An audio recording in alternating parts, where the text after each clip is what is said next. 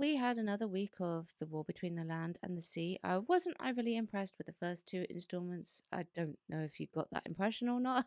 Doesn't matter if you did or not.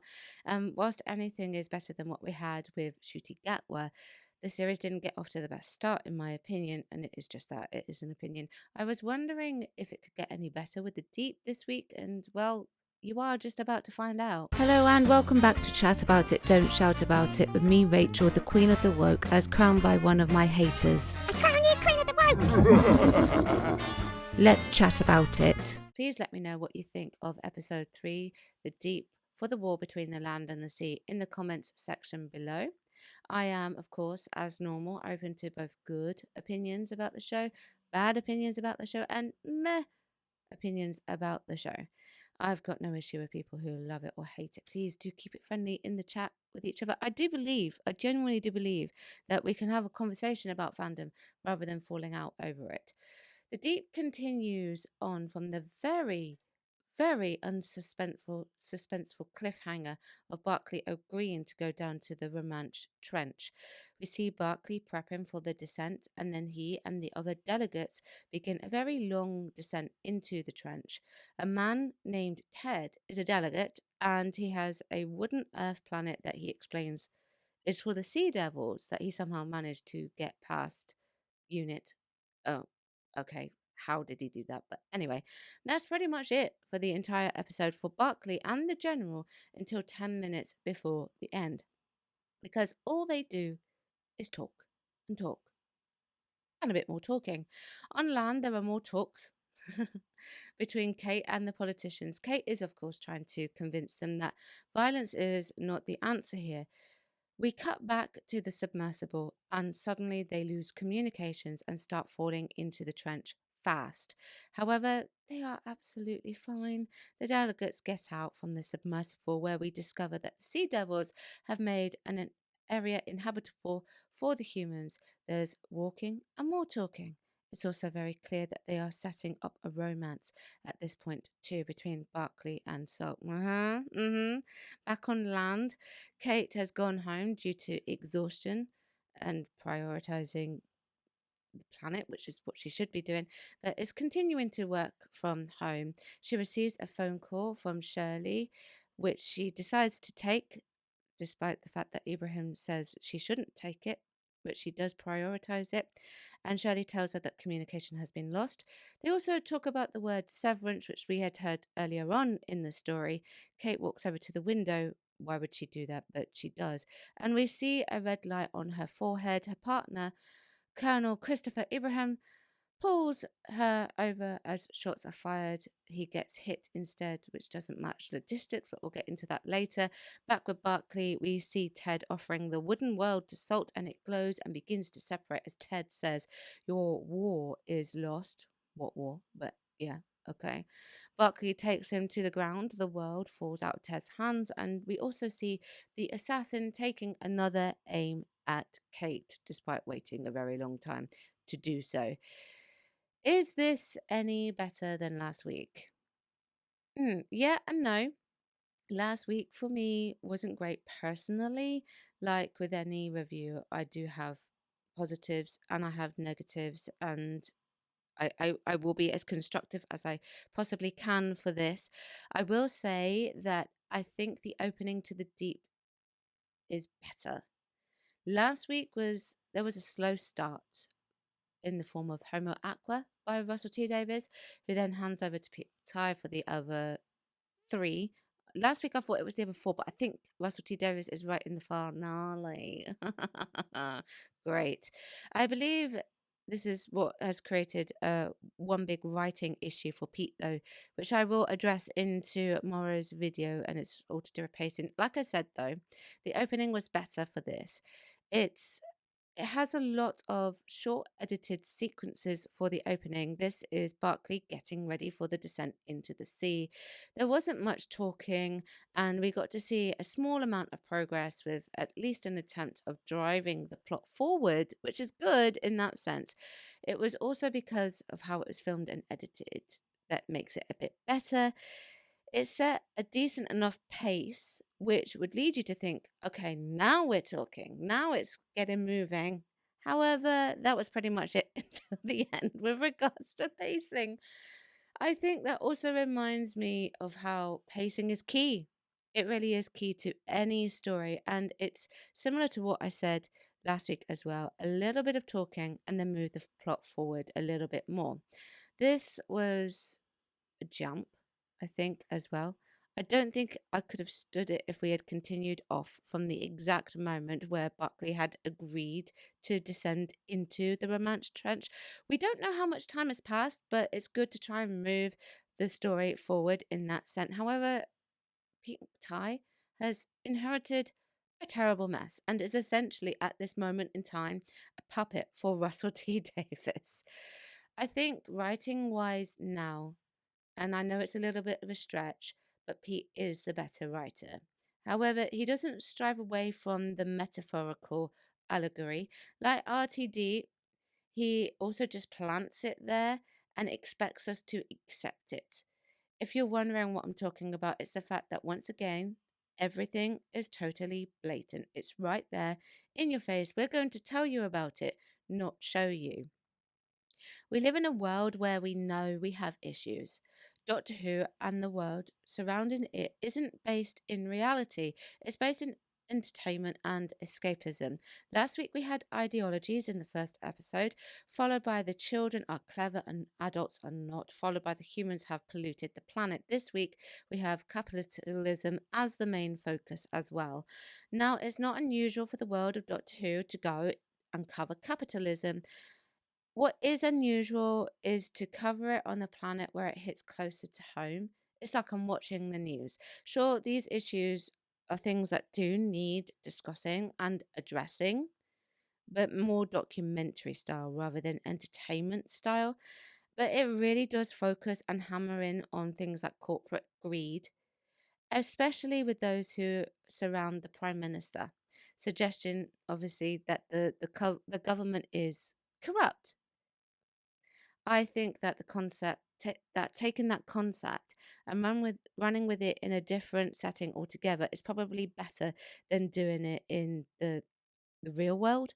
I mentioned the corporate greed now because I may not mention it in tomorrow's video, by the way, as I have other issues to address in tomorrow's video.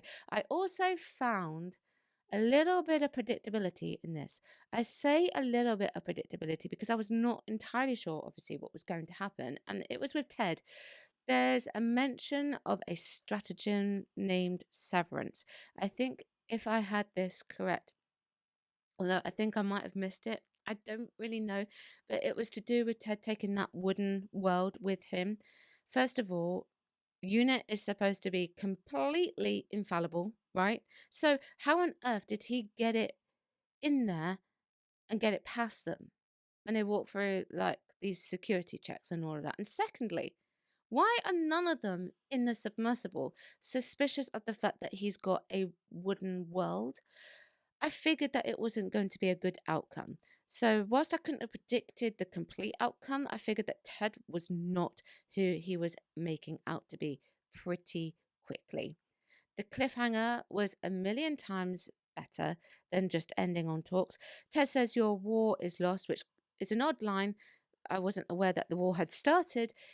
It had just been talking about pollution at this point, which, and also by this point, actually, now that I think about it, it had completely been disregarded. They forgot that altogether. But Barclay tackles him to the ground, and the assassin is aiming at Kate again.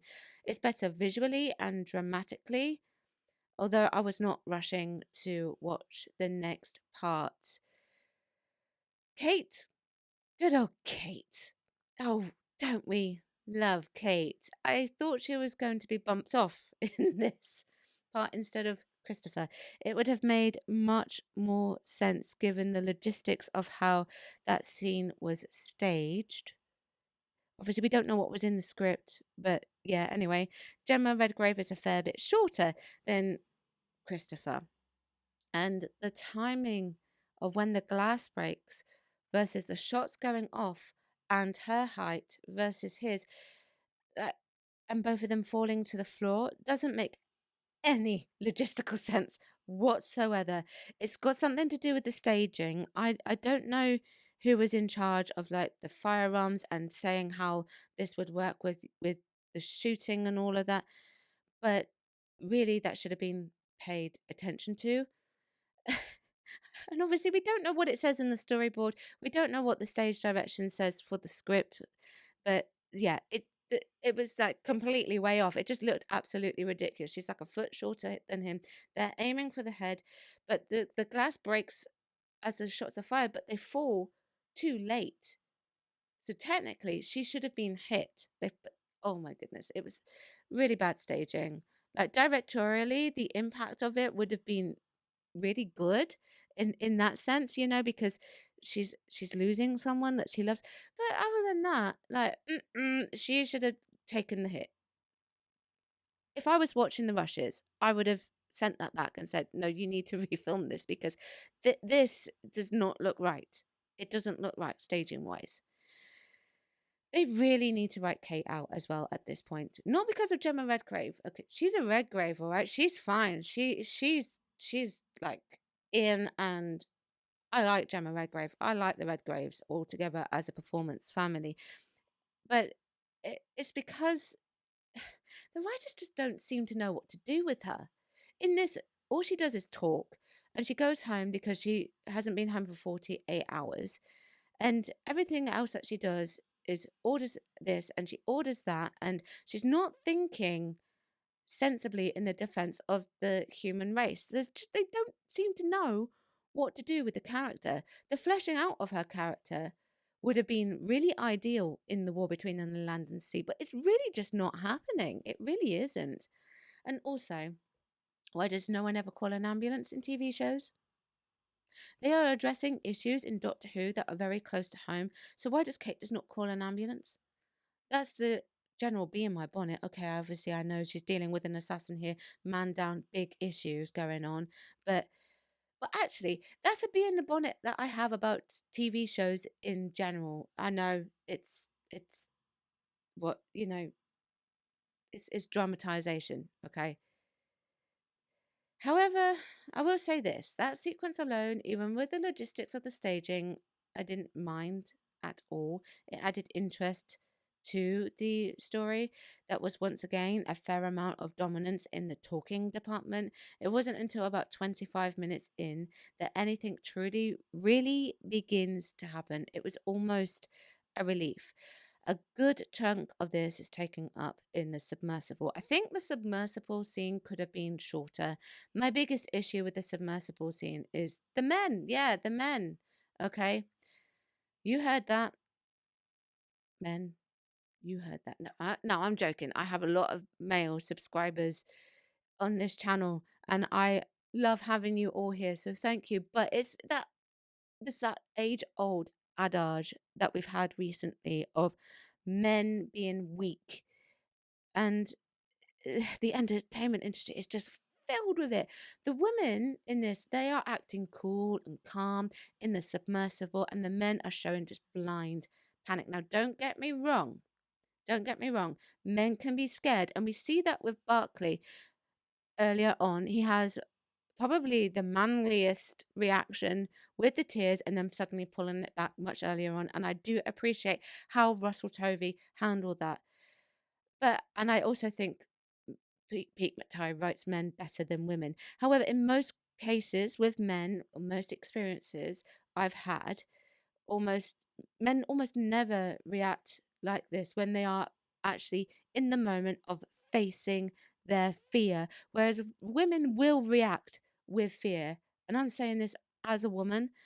I got a slight impression that the women were nervous, but the men were falling to absolute pieces. To me, naturally, men do not do that, perhaps other than what we saw with Russell Tovey earlier on, which is, in that case, fair enough. Lessons to Shooty Gatweather, I think, in that sense too. I think that the talking in the scene could have been filled with the discussion of what was going to happen when they reached the location rather than blind panic, more just briefing and all of that. One thing that I need to say is that the BBC also really do need to fix their mixing skills with the sound.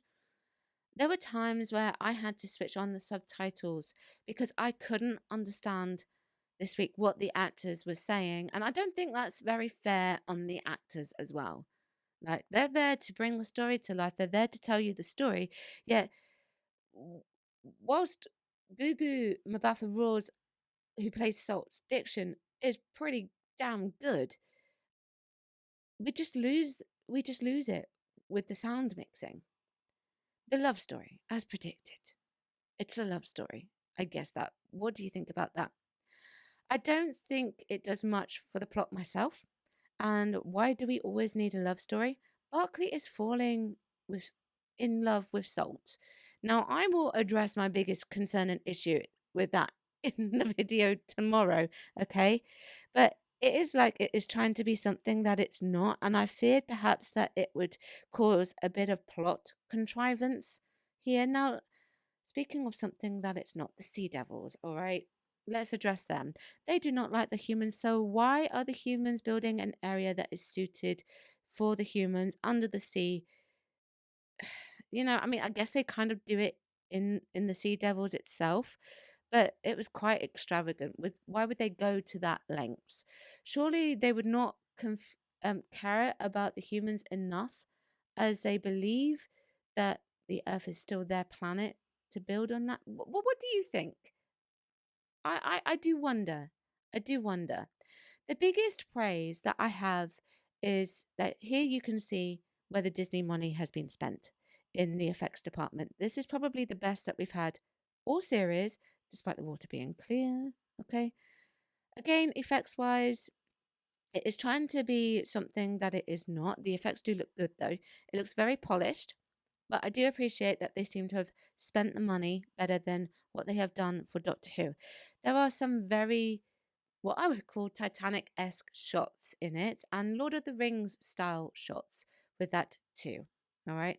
Lots of swooping, lots of like underwater submersible shots, a bit like you get what you get with Titanic, and like swooping out with orcs and things like that with what you get with Titanic too. Not with Titanic, sorry. The Lord of the Rings. I do apologize. That's quite a faux pas to make to confuse. They're completely different. Overall, I have tried to be as fair as I possibly can be here. Is this better than the first two parts? Yeah, absolutely.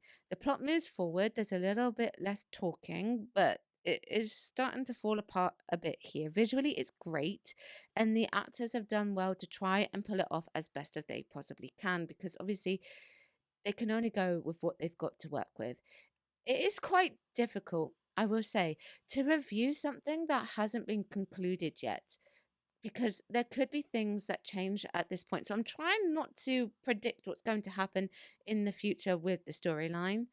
Now, that is, of course, what I think. It is time now because I did ask you, like I normally do, what you think.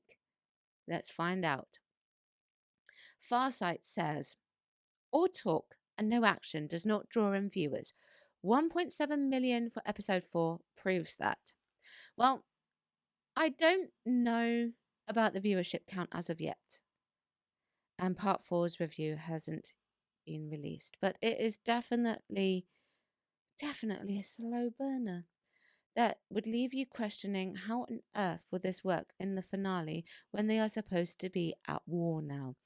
Splendid Dip UK says, quite good. The Pete McTighe episode, I would say, are quite a lot stronger in the terms of writing. Yeah, I would agree with that to a degree. There are some plot holes and some things that have not been followed forward and some resets. The thing about the last two series and this mini series, though, is that I think that it shows that there is a possibility of RTD having ideas fed to him more than what we think he did. Maybe he's not that much of a genius as we thought he was. Whereas Pete, I don't think he gets that as much. He wrote Lucky Day, and whilst I didn't like Lucky Day, the writing for it was a lot better and much more consistent from Pete. And also, Pete isn't goofy. RTD likes a lot of goofy, childish humor. Pete doesn't really do that so much. And Jose Fluwadowski, I am very sorry if I butchered your name. I do apologize. Better than episodes 1 and 2, but still quite boring, doesn't earn the title The War Between the Land and the Sea. Where's the war? Oh, yeah, I agree with that. Where is it? I think this also plays into the factor that Pete didn't write part 1. RTT doesn't like people undoing his work, from what I understand. So he's probably got all of this mapped out in his brain.